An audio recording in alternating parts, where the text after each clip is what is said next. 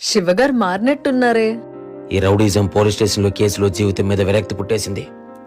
నాకు ఉంటది జీవితంలో నాకు కూడా ఒక ఫ్యామిలీ ఉంటే బాగుండు అని. కానీ బంధాలు మనిషిని బలహీనంగా మారుస్తాయి. అవే బంధాలు మనిషికి బాధ్యతను నేర్పిస్తాయి. ఒక మనిషిపై ఇష్టంతో దగ్గరగా ఉండాలి, భయంతో కాదు. భయం ఏ రోజుకైనా సరే ఇద్దరిని వేరు చేస్తుంది. నీ జీవితంలో ఏదో ఒక అమ్మాయి అలా చేసిందని అందరూ అలానే ఉంటారా? నీకు నా గురించి పూర్తిగా తెలియదు లల్లి.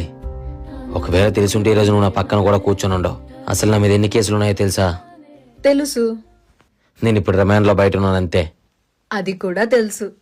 ఇన్ని తెలిసి నువ్వు నాతో ఉంటున్నావా? అసలేం తెలియకుండా నీ వెనకాల తిరుగుతానా? అయితే ఇప్పుడు ఏం చేద్దాం అనుకుంటున్నావు? నీకిష్టమైతే ఇద్దరం పెళ్లి చేసుకుందాం శివ.